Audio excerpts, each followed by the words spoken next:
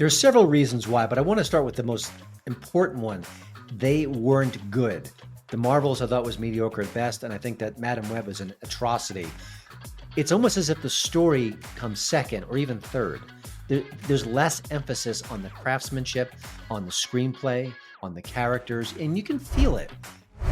I am a husband, a father, a lawyer, a Christian, and a proud Canadian. I started this series because it was clear that our nation needs truth. Not just another biased narrative, but real information of substance. We need access to facts and the freedom to think for ourselves. I'm Leighton Grey, and this is Grey Matter. Everyone is fascinated by the world of entertainment, but few of us know a lot about it. We're not insiders. So we thought it would be very fascinating to have somebody on the program as a change of pace who actually knows a lot about the entertainment industry, follows it very closely, but also had deep insight into how the entertainment industry impacts the broader culture. And his name is Christian Toto. Thanks for being with us again, Christian. It's great to have you back on the program. My pleasure. You know, when I was a kid and I watched countless TV shows and didn't go outside, my mom and dad thought that was a terrible idea, but I really showed them. It's like an oddly useful tool in my tool. Yeah, you know, I'm old enough to remember the old Siskel and Ebert show, which I'm sure you're familiar with. Well, I shouldn't say that because I don't want to date you too much. But I used to love, following those shows and just learning about, those guys knew so much about the history of movies. And I know you watch a lot of movies. You follow this very, very closely. So I'm interested in kind of getting your insights into some of the things that are going on in the entertainment world. Before we introduce you properly, as we always do, we're going to turn to our framing aphorisms, which have kind of a movie theme today. The first one is from Roger Ebert, who I just mentioned, who once said that no good movie is too long and no bad movie is short enough. From a man named John Crow Ransom, who said that too much is demanded by the critic, attempted by the poet. From Walt Disney, who said, "We are not trying to entertain the critics. I'll take my chances with the public." If only the current Disney company would follow that mantra, they'd produce a lot better movies. And then from Quentin Tarantino, very famous movie director, who said, "If I wasn't a filmmaker, I'd be a film critic. It's the only thing I'd be qualified to do." So who do we have on the show today? Well, it's Christian Toto. He's an award-winning journalist, film critic, and podcaster with more than 20 years experience covering Hollywood. He's a Rotten Tomatoes certified reviewer, and he belongs to both the Critics' Choice Association and the Denver Film Critics Society. He's worked in media long enough to know the vast majority of entertainment coverage leans to the left, and we're going to talk about that a little bit today, I hope. And he says that's why he created Hollywood in Toto 10 years ago, to give fellow conservatives a place where they can discover the latest news and reviews without insults. Very refreshing. Hollywood in Toto, if you haven't checked it out, HIT. Make sure you won't waste your hard-earned dollars on movies that are either too woke or insult your values. He says, "I didn't start out as an accidental culture warrior." His father, with an assist from Abbott and Costello, whom I'm old enough to remember, made him love movies. And so when his art career fizzled, after pointing for 3 degrees, he says he segued into movie criticism, and he's very, very good at it.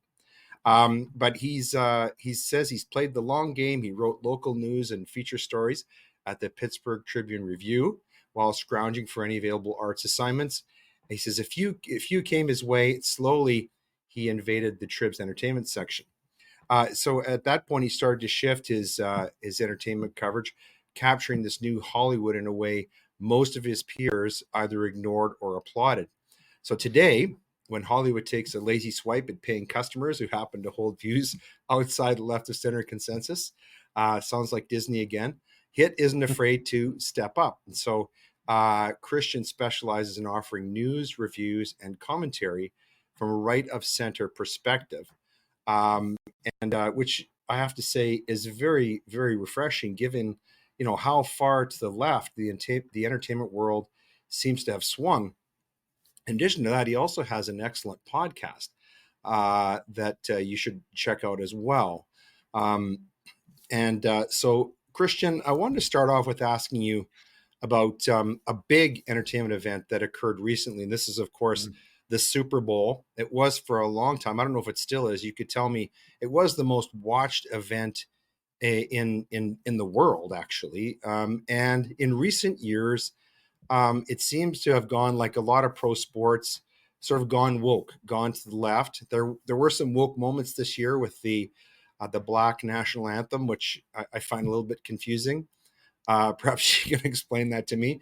But I also read recently that the ratings for the Super Bowl were way up. So I'm interested to know from you why you think sort of pro sports, using the NFL as an example, sort of Mhm. drifted left, and whether this improvement in the ratings this year, I believe it's about 40% better than last year, is a sign that maybe things are shifting from the left to the right. What do you think about that?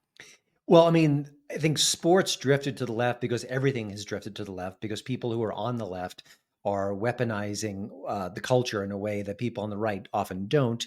So I think that's not a surprise. I do think that football did just that.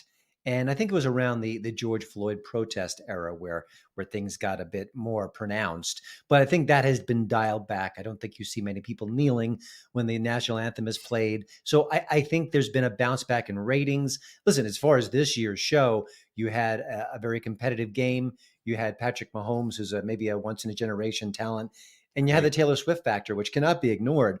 So I think it's one of the very few places that seems to be still a way for all of us to watch the show, for all of us to get together. You know, my Hmm. wife watched the commercials, and maybe your friend was a big fan of Usher and wanted to see his halftime show. Other people are just sports fans who want a great game.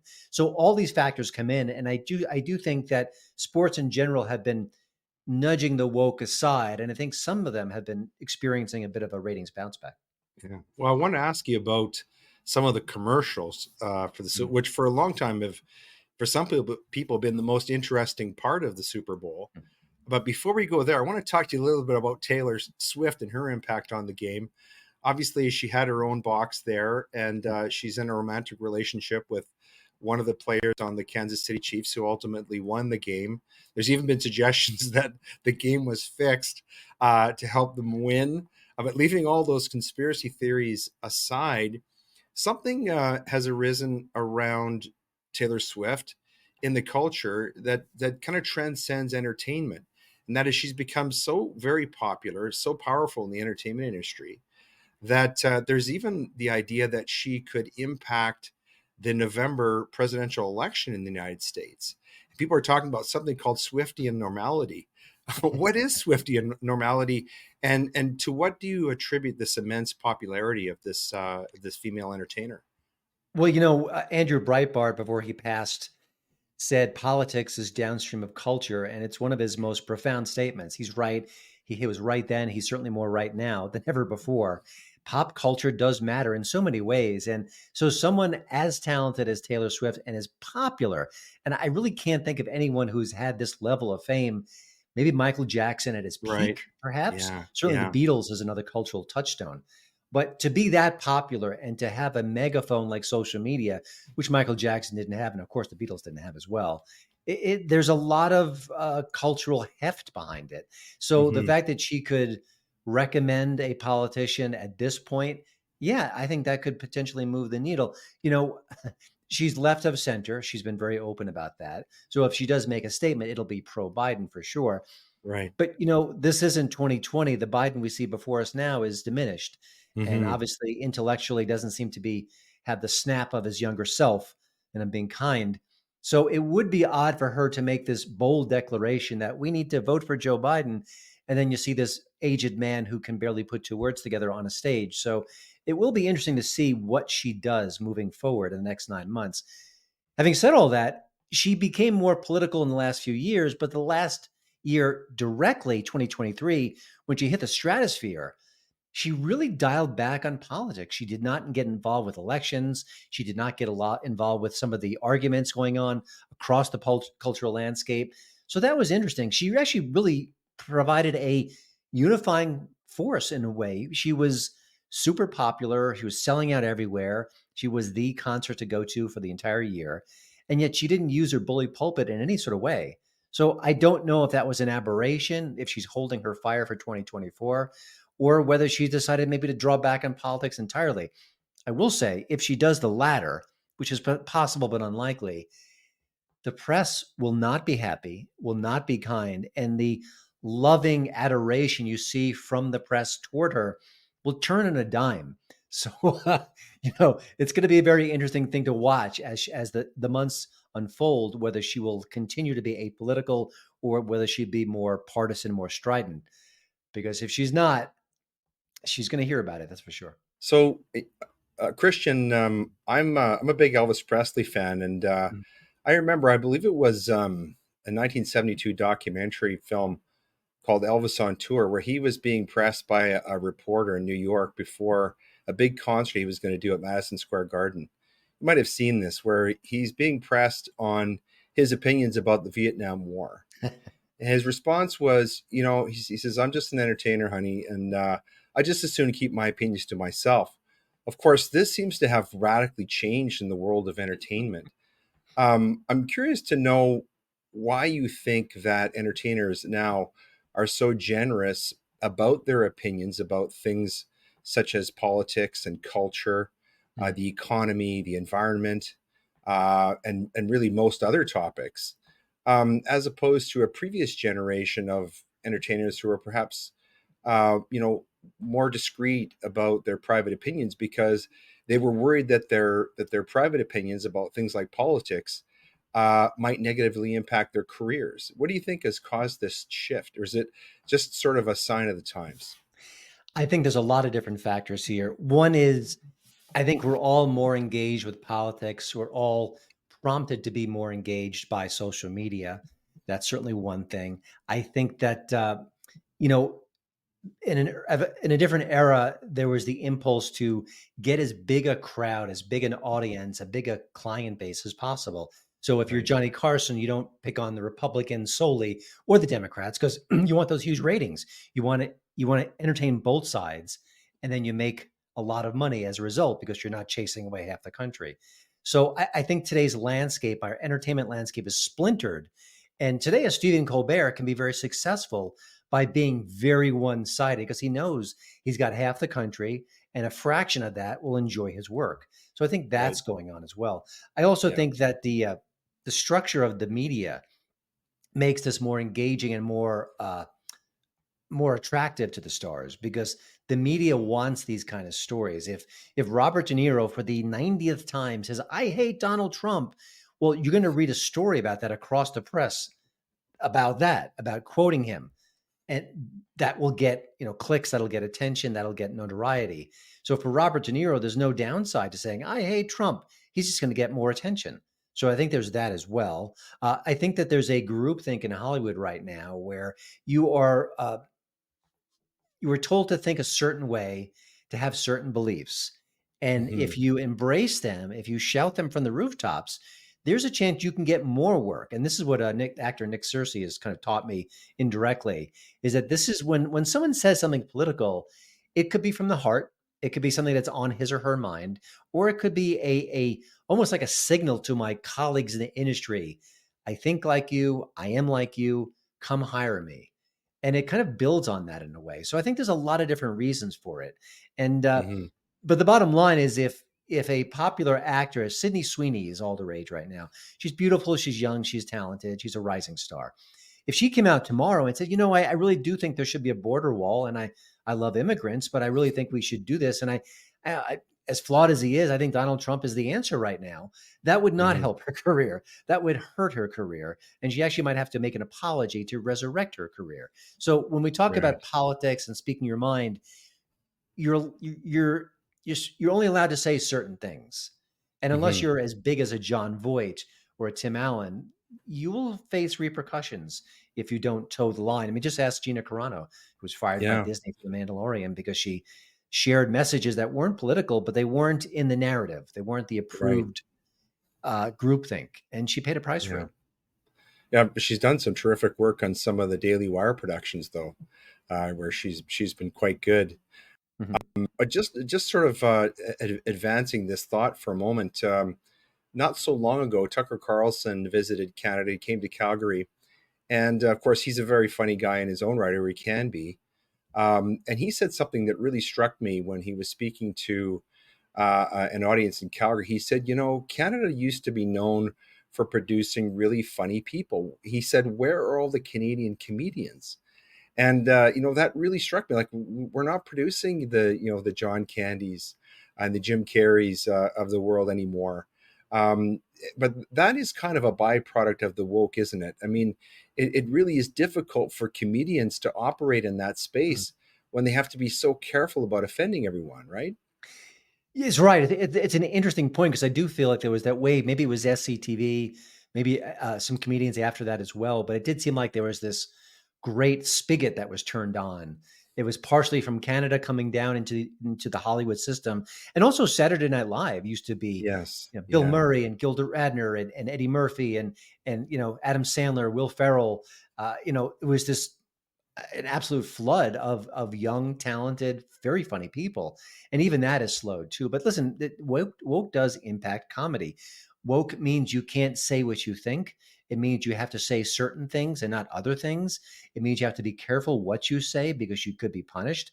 None of those things help comedy thrive. It's just the Hmm. opposite, in effect. And I'm not the only person to say where are the funny movies. I think some of the Yeah. superhero movies are actually very clever and funny, but as far Yeah. as the Step Brothers, the old school, The Hangover, Bridesmaids, all the movies we've loved over the last 20, 30 years, they can be raucous, they can be sweet at the same time. Where are they? We haven't seen Yeah. that many. And I think if someone made a really good one and it was a little irreverent, I think it would make a ton of money. Yeah. I mean, some of the movies that we enjoy watching, actually, when you order them now online, I'm sure you've seen this, they come with a warning. I just read about one that's a warning on Mary Poppins, the old Julie Andrews Mary Poppins from the 60s. It gives a warning about discrimination.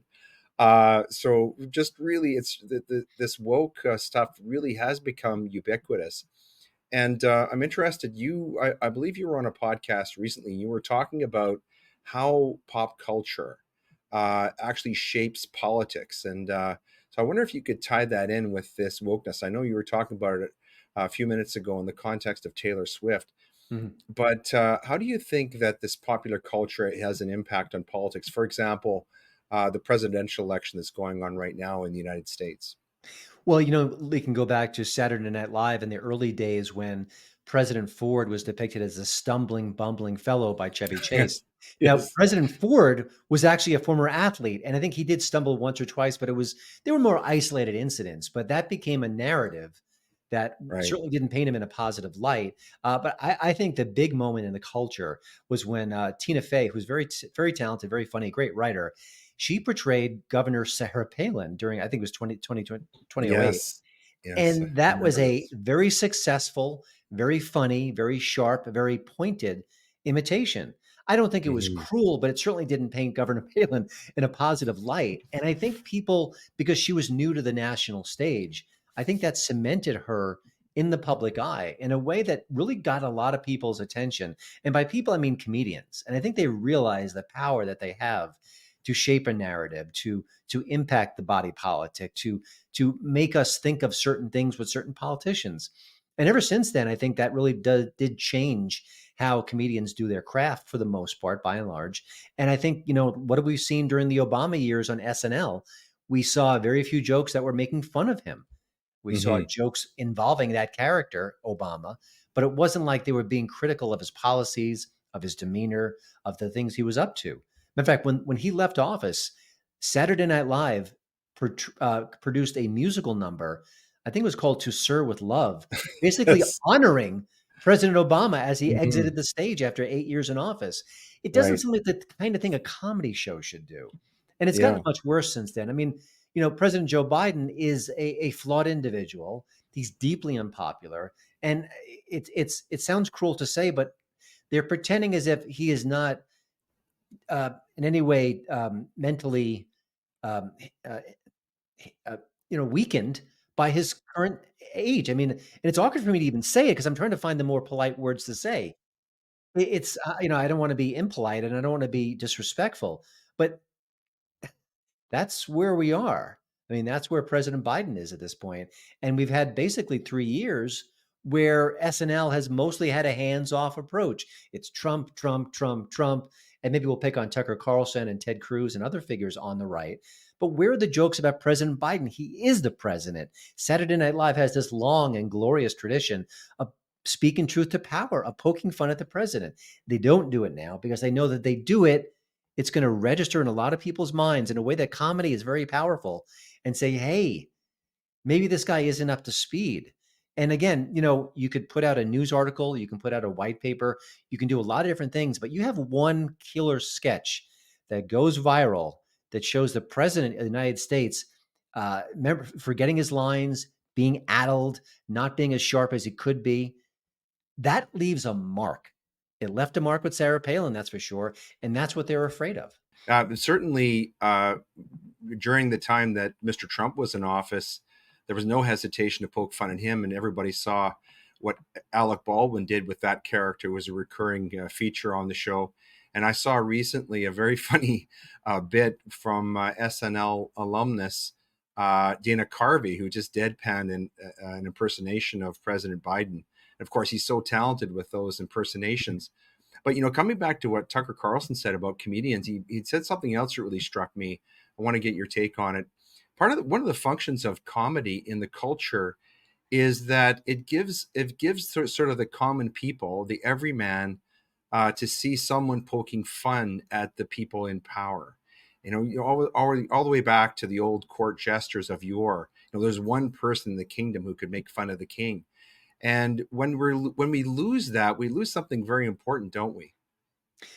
I agree. I mean, it's a great American tradition is to make fun of the president. I mean, like I understand when President Obama was elected, there was a hesitancy in part because he was the first Black president, and you didn't want to go anywhere near race in a way that'd be offensive. And I understand that it takes a special touch in a way, a delicacy perhaps.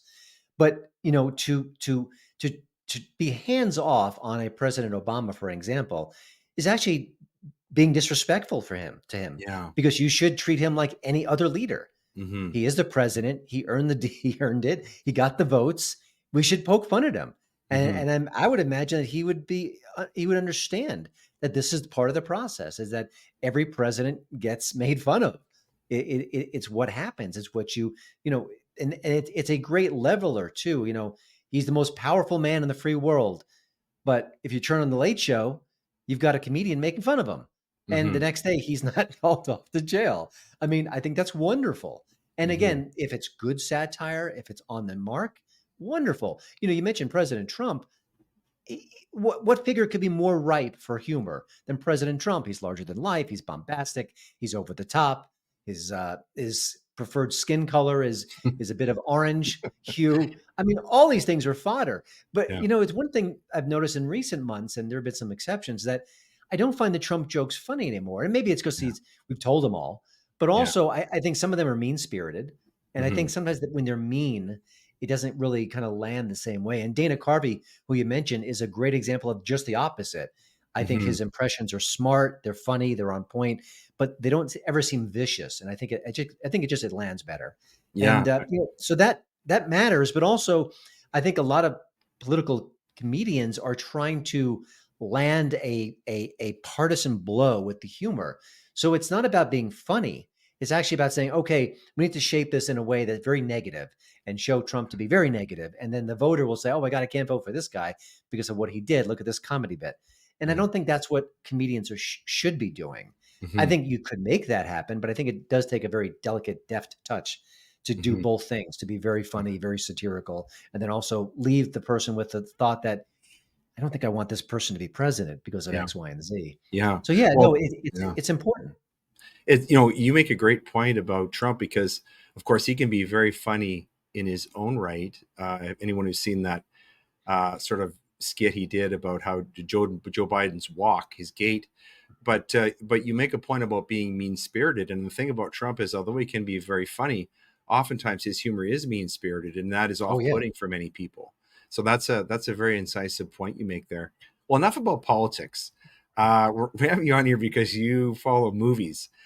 love to get your take on some of the movies, some of the ones that you've commented on. Mm, You mentioned Disney and Marvel. There's a saying in the public parlance about go woke, go broke. But Disney does not seem to be getting getting the message. They keep producing movies that don't seem to be what the public wants to see. And mhm, maybe the best example of this is in the superhero realm. So there's a movie that came out recently called Madam Web. That essentially it was about casting women in the role of Spider-Man, and then there was another or Spider People, I should say. And then there's another movie, The Marvels, which had an all woman cast. Why do you think these all female sort of woke casts of characters in superhero movies aren't really what the public wants to see and aren't doing well at the box office? There are several reasons why, but I want to start with the most important one. They weren't good. The Marvels I thought was mediocre at best, and I think that Madam Web is an atrocity. So I, Yeah, I think you. I we read your review. It was pretty I'm hard. not alone in that assessment, by the way. Yeah, I might have been more kind than my peers. But listen, yeah, I think we have to start there yeah. because you can dial it back a couple of years and look at Wonder Woman with Gal Gadot, the Right. 2017 film. It was very good. It was Yeah, very well I agree. received. She was perfectly cast, and no one complained about it. And no one Hmm. said, "Oh, it's a female hero. I can't watch her." No, she's good. It's a classic character. The movie was very well put together. What's not to love? So I think let's not forget that. Having Right. said all that, I think that the genre we're talking about does skew to the male side of the gender Hmm. scale in Yeah. general. I mean, there are plenty of women who love these movies, but there was a recent report maybe 60 or 70% of the audience for superhero films is male. And so they may want more of a male skewing figure. So that's there Hmm. too. But I Hmm. think when we talk about woke, and I think it's an important word and it can be overused. But I think when it comes to Disney and the movies and their woke attitude, is that there's something about this movement where we need to focus on diversity. We need to empower women. Hmm. Nothing is wrong with either statement. It's wonderful to have different people of color, different backgrounds on the screen. It's wonderful to make female heroes. But there's something about that impulse where it's almost as if the story comes second or even third. There's less emphasis on the craftsmanship, on the screenplay, on the characters, and you can feel it. I mean, the bottom Hmm. line is that Black Widow, who's in the MCU, was a wonderful character for years. It was Scarlett Johansson. No one Hmm. complained about her. So it's not about animosity towards female characters. It's more about the stories are mediocre or worse, and that the people making these stories, for some reason, it seems like when they focus on these woke elements, their eye is off the ball. They don't tell the great stories that they once did. I, Hmm. I think that's a big part of it. And then Yeah. I think there's also this sense that Hollywood, Disney's very guilty of this as well, insults the audience. There was a recent unnamed Disney executive talking about this very issue. And he said, Hmm. I just think that a lot of the fans, they don't want to, they feel threatened by a strong female lead. Yeah. Uh-uh. No, not true. Sorry. There are way too many examples where you're absolutely wrong.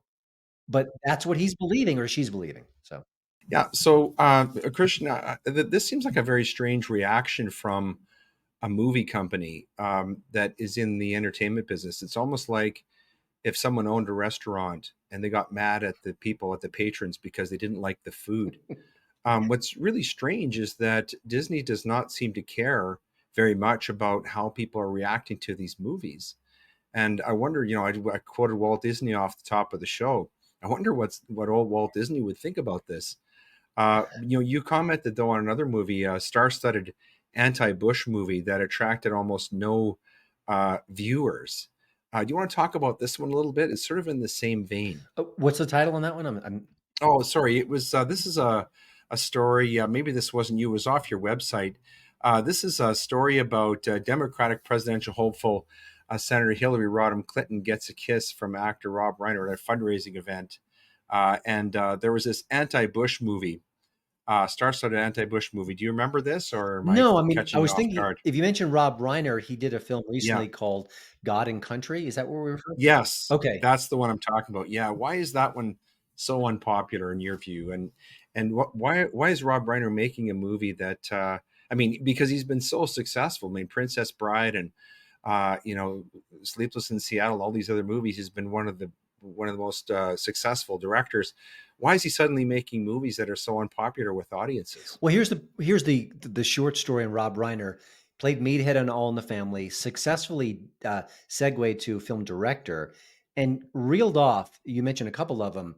This is Spinal Tap, Misery, Hmm. Stand by Me, The Princess Bride, and I'm forget When Harry Met Sally. I mean, that Yeah, is a yeah. track record that any director would kill for. So he's a very talented fellow, but he seemed to lose his mojo in the 2000s. He hasn't really made a successful film in quite some time. I think The Bucket List from 2007 might be his last hit per se. So I don't know why directors lose their skill, their chops. It's hard to say. It's a brutal industry, but he had a great run, no denying it. But he also has been maybe the most anti-Trump celebrity on the planet. I mean, Yes, he puts Cher to yes. shame. He's very active on X in this Yeah, regard. yeah, and Yeah. so he recently didn't direct, he produced a movie called God and Country, which is this new thing where it's about Christian nationalism. It's the biggest threat to America. Hmm. I mean, I think it's just another cudgel against President Trump and his voters. It seems very. I didn't see the film. I wasn't offered a screening link, but it just seems very partisan, very angry, very one-sided. But he did get an enormous amount of free publicity, aka press, about the movie. So he was on, Right. CNN, he was on New York Times, all these different interviews. And the film came out. It was only in the 85 theaters, which is very small. But with these smaller documentaries, they often will open them small. And then if there's a lot of Right. buzz, a lot of interest, you open it wider. You add more theaters. That's usually the way they want to do it. It's a rollout of sorts. But it's been out for about Mhm. 2 weeks now, and it's just not making any money. But I think at the bottom line, it seems like an angry film by the reviewers, by what I've seen. And maybe this thesis really doesn't have a lot of weight unless you're an extreme partisan. Or maybe if you're an Yeah. extreme partisan, you watch CNN or you watch other news outlets that reflect your worldview. You don't need to go to the theater to see more of it. That's just my hypotheses here as far as why it's not Mhm. doing well. But Yeah. if you're a movie maker and you're a filmmaker and you're a documentary storyteller, you want this publicity. You want all that attention. Right. It's Right. the best chance you have at success, but not making it. Yeah. Another angry movie that you didn't like very much was something called Drive Away Dolls.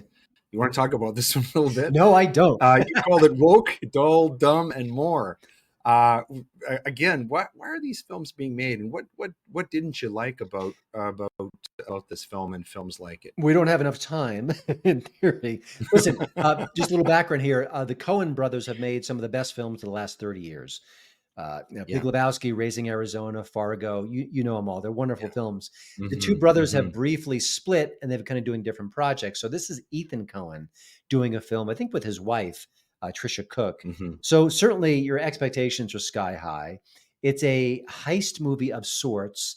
It's a road trip movie. It's only 84 minutes. It's got the Coen stamp of approval. So everything about this is set up for success, but I just found it an absolute slodge to watch. It was dull, even though it was short. It wasn't funny, even though it was trying to be funny. It's about two lesbian friends. They're not romantically linked, who they take this car to go to Florida, and there's something in the car, in the trunk, that they're not aware of. It's like kind of a MacGuffin in a way, this secret object. And so it's all about Right. these, they're going this way. The bad guys are chasing their car. Again, everything sounds great on paper, but not interesting, dull characters, an enormous amount of sex, but it's all sex that basically slows the movie down to a crawl. And it's not really exciting in any sort of storytelling way.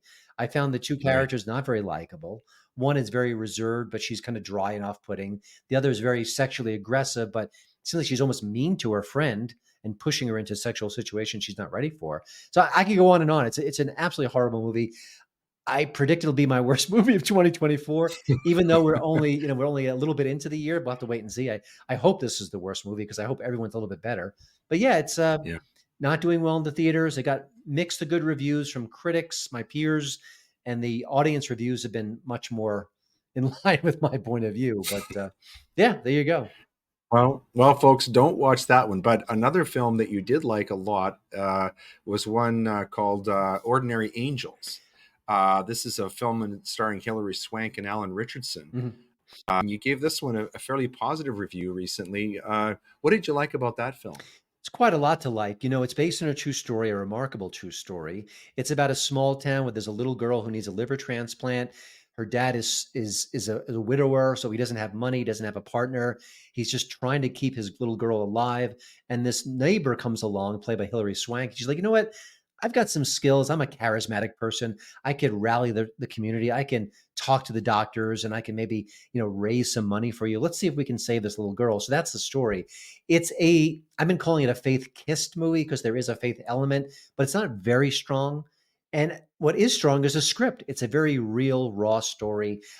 It could be formulaic, it could be predictable, but I think that there's enough rough edges in the story to make it more palatable for everyone. And Hilary Swank and Alan Ritchson are both excellent here. She's got 2 Oscars, with no surprise there. He's the big guy from Reacher, but this is a very different kind of a role. He really is just a dad struggling to keep his girl alive. And he's very effective. So I enjoyed it quite a bit. Not making a ton of money yet at the box office. I think maybe it'll have legs and the word of mouth will kick in. But yeah, it's a very satisfying, very sweet, very strong movie. And bring those Kleenex because your eyes will moisten a time or two. Coming back to this question of comedians, you posted a piece recently on your website about Seattle Comedy Club cancels 4 unwoke comics. You want to talk about this one a little bit? Why you thought this was important to talk about? Yeah. The caption is, "Think cancel culture is going the way of the 8-track tape. Try again." This was disappointing because for those of us who have been the subject of cancel culture, I really would like to see it go the way of the 8-track tape. I would too. So why did you feel that it was important to talk about this? Well, I mean, I think we've seen some positive signs where comedians have come back after being canceled, or a cancel culture movement rises up and then doesn't really have much impact. I mean, I think that's a good thing. I think we should be a more forgiving culture. We shouldn't be a culture where you dig through someone's past and pick out something he or she said and said, you need to go away because of that. But with this case it was a Seattle club. It's in a very progressive city, in a very progressive part of the city. And they had hired to appear at the club 4 different comedians: Louis J. Gomez, Dave Smith, Kurt Metzger, and Jim Florentine. Now, Dave Smith is libertarian leaning. There's nothing that they have said specifically that should be like cancel worthy, but I would guess they were unwoke comedians, for lack of a better phrase. They don't really kind of lean in that direction. They're more free-willing, free-spirited. They say what they want to say. So, if you don't want that in your club, I understand that. I think that's wrong-headed, but then don't hire them. So what apparently happened is that they connected with these comedians, they slotted them in their schedule, and then there was some sort of local feedback saying, we don't want these comedians in our club. And the club owner / booker said, okay, you're right. We're going to listen to you and we're going to cancel these gigs. And that's exactly what they did. This wokeness, though, extends beyond the realm of comedy. And you commented on this in another piece you wrote: "Codling doc destroys woke universities, trigger warnings, and more." And this has to do with college students detailing behind the scenes DEI and indoctrination. You want to talk about this story a little bit? I found this one was really fascinating. Yeah, it's based on the book of the same name, The Codling of the American Mind. And it looks at young people, college students. Most of the young people focused on in the film are from different countries. I think one from Uganda, one from Nigeria, one from India. And when they came to America, when they came to an American university, this is what they found: this sort of, you need to be a victim because of your skin color. You need to, check out all these microaggressions that people are saying and using against you. And it disorientated these young people. They were young and smart and driven and ready to engage in the cultural experience of America. And they were just hammered by this woke ideology, this victimization. And it's all about that. And it's all about how, at the end of the day, we will face adversity. We will hear things that we find offensive. We will suffer. We may have illnesses. We may lose family members. Life is hard. But when you protect people from all of these adversities, we get soft. We're not ready to go in the real world. We're not ready to fight off a boss who maybe is cruel to us, or deal with rejection, or maybe even enter the dating world and understand that not everyone that you like is going to like you back. So it's looking at the kind of the culture around this woke ideology. And no, it is it is encompassing. It isn't just comedy. It isn't just the business world. It's academia. I mean, I think it's strongest in academia. And so this Hmm. documentary, which is not made in Hollywood, which is not available in a theater near you, it's actually being shown via Substack, which is the newer platform for journalists who want to get their voices heard. So, it shares some pretty interesting stories. And I think this is the kind of documentary that is not aggressively political. It's not saying left or right. It's not saying right or wrong. It's not saying Biden or Trump. It's not saying all these issues. It's saying, look at these students. They're suffering. This is not a good way to go about bringing up young people who are the future. And it's using very specific examples to show how they were, how their mental health was affected by what happened. Hmm. A lot of what you're talking about today in the context of entertainment, Christian, it seems to me can be framed more broadly in terms of freedom of expression generally. I think of back to John Milton in 17th century England, who wrote this tract, Areopagitica, where he basically said what you just said, and that is, if we're going to have free speech and free expression, we have to recognize that there's going to be forms of expression that are going to be offensive Mhm. at certain times. In fact, it's difficult to have any kind of meaningful examination of an issue or a meaningful conversation if you have to risk offending someone. And but it seems as though this wokeness is starting to run its course. It's not gone, Mhm. but for example, the ultra woke outlet Vice Media just announced some mass layoffs. So, would you agree that because you're close to this, I'm very interested to get your take. Would you agree that perhaps freedom of expression is starting to make a comeback against wokeness, which is essentially censorship and suppression of free speech? Or do you think that we haven't seen the worst of what we might call wokeness? It's a yes and no answer. It's yes, I think there are things that are improving. Yes, I do see signs of progress, but no, it is still out there. I mean, the Seattle Comedy Club is just one example. There are others as well. There's a pro Israel singer. I think his name is Mattis Yanu. Yadis. I always stumble over his name. He's a reggae Yes. singer. He's popular, and he Hmm. lost several Hmm. gigs because of his views. Right. There's an actor, Brett Gelman. He's the kind of face you've seen before. He was on Stranger Things as well. And he just Hmm. put out a new book, and he had two of his book gigs canceled. And again, I think he's a Jewish actor, and I think he's been speaking pro Israeli sentiments in general. And, Hmm. he has suffered as well. But I mean, the bottom line is this whole impulse where you need to shut up because I've got the right views and I can't be challenged. I think that's deeply unhealthy. I mean, the bottom line is that if my ideas are correct and they are healthy and they are strong, well, then I could engage with you and we could argue about it. We could have a healthy debate. We can agree to disagree. And maybe in that process, I'll come to a new conclusion, or maybe you'll come to a new conclusion. To shut down Hmm. debate is a terrible precedent, and it's happening across Western culture in many different ways, large and small. So I do think Hmm. there are moments where what's happening in the culture, there are some positive signs. Um, in America, a comedian who was canceled by Saturday Night Live was asked to host the show just recently. So that's Shane Gillis. So here was a Right. case where a comedian, he said some comments about the Asian community on a podcast. I thought they were crude. I thought they weren't funny. I don't know whether he was working toward a bit, he was in character or not, but I didn't like it at all. But it doesn't really represent him as a person. It doesn't represent his whole body of work. He's actually a sweet comedian who connects with people and who he's the hardest on himself. He's very self-deprecating. So, over the years, in the past, if you were canceled by a major TV show, your career would just spiral into the pit. But he was Right. able to build himself back up. He put his work on YouTube. He hit the comedy clubs. He was a podcaster still. And he built himself up to the point where Saturday Night Live said, you know what? This guy's pretty funny. Maybe we should have him on the show.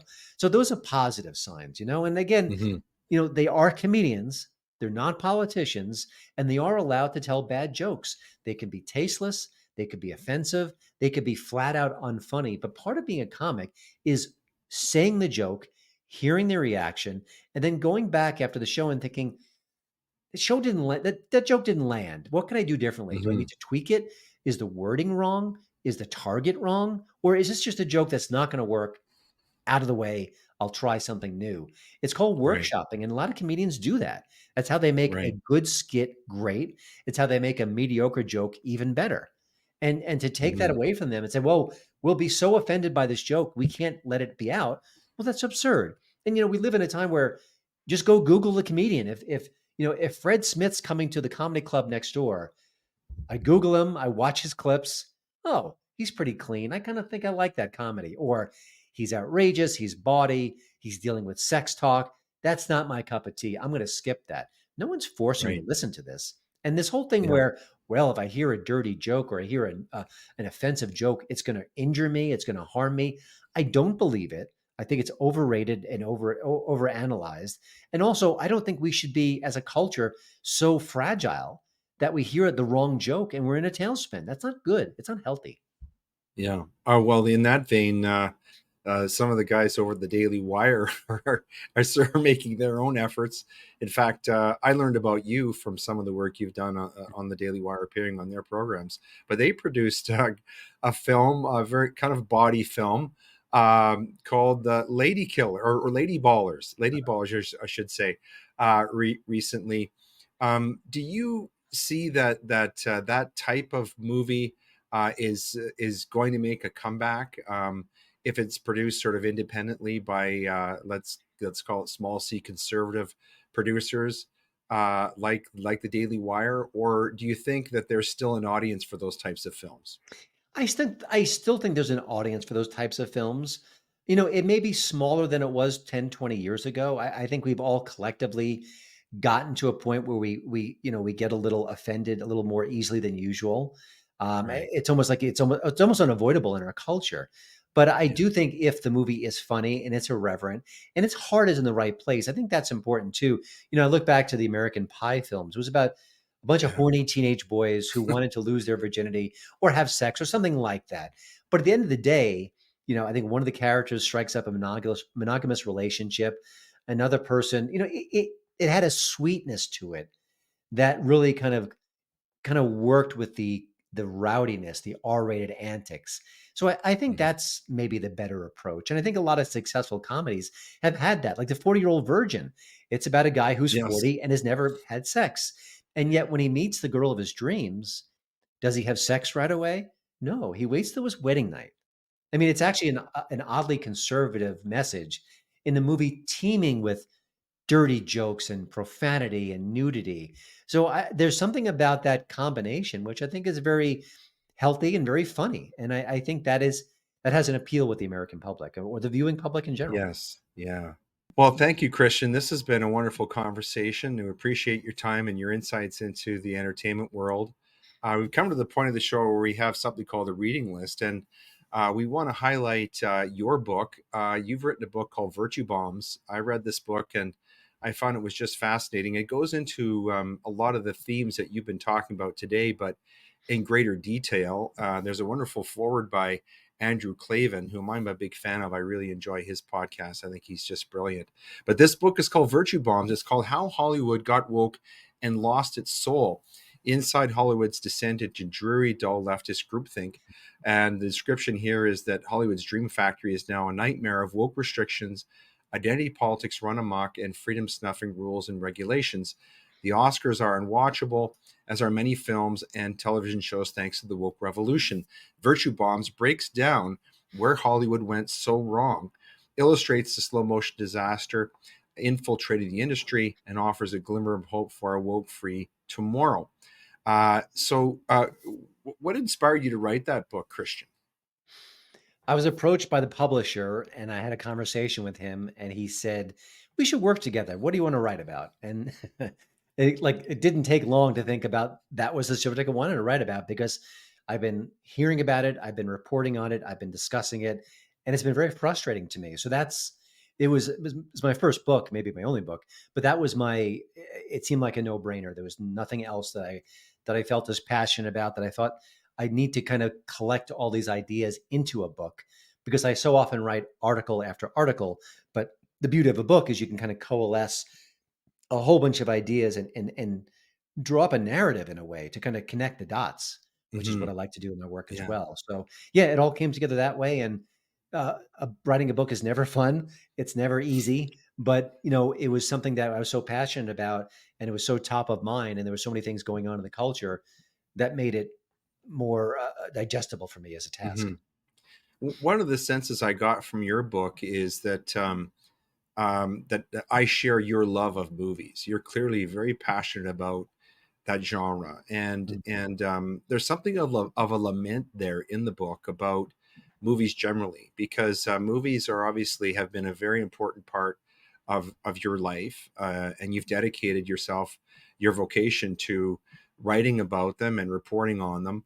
And so that was something that I really connected with, because I, like you, I'm a lover of movies and movie history, and you're obviously very, very knowledgeable in this area. But that was something that came through, was your love of movies. And my sense was that you wrote the book in order to expose some of these problems, but also to sort of promote the idea that we need to get back to making good movies that are meaningful to people, and that entertain them. Am I right in that sort of impression of your book?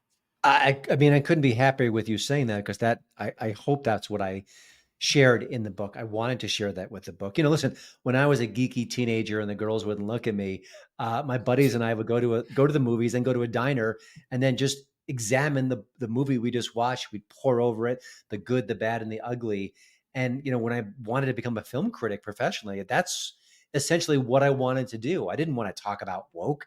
I didn't want to talk about politics. I didn't want to talk about actors who don't like me, or studios who don't respect my values. I just want to talk about movies, and and the naive part of me wants to get back there too, and Yeah. I didn't want to be a culture warrior. I didn't want to, engage with these issues. I wanted to see a movie. If I loved it, I wanted to just shout it from the rooftops.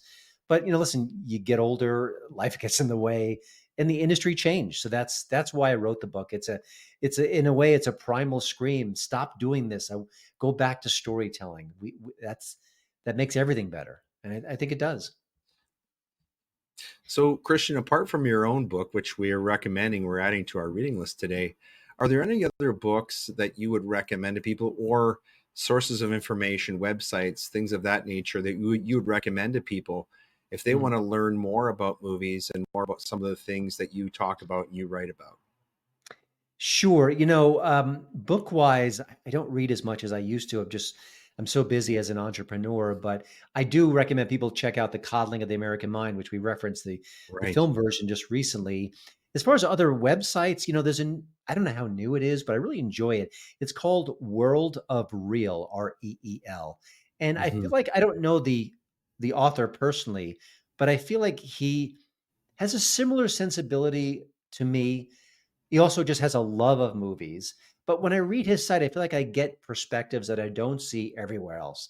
I feel like if you read Variety and the Hollywood Reporter, you get a very specific worldview, a very specific set of stories.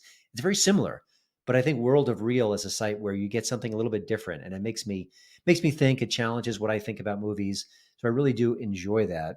And listen, I'm a biggest fan of Andrew Klavan as you are. I was so tickled that he wrote my forward. He was my one and only choice, and I'm glad he accepted. He's got a great podcast that looks at culture, a much more Hmm. spiritual look at culture than what I do. But and also Cameron Winter is his book series. He's written Yes, three so far. they're They're wonderful. wonderful mysteries, and he just has such a provocative, wonderful mind, and he's a great Yeah, writer. So yeah. I'd recommend anything by Mhm. Andrew Klavan, but those in particular, it's a wonderful new series. I think he's very infatuated by the character. I think he wants to Mhm. keep on writing these stories, Mhm. and hopefully that he'll keep doing just that. He's also a great movie buff in his own right. I learn a lot about movies. He sort of threads a lot of Yes. old films, Mhm. classic films, into the topics he discusses on his show, which I really appreciate. In fact, he's directed me to some films that I didn't know about and that I've since watched, and really understand why he likes them so much. And we like you very much, Christian, and we're very grateful for your time with us. Really enjoy all of your work. I hope that it continues, and maybe you'll find time to write a second book. And maybe it'll be about the comeback of the non woke movies. And let's all hope and pray for that. But I want to thank you so much for taking this time with us, and for being our special guest here today on Gray Matter. best of luck with all that you're doing with your podcast and all of your writing and everything that you do. Keep up the great work, because I can tell you, speaking personally, I really enjoy it. Well, thank you so much. And thanks for the smart questions. Thank you.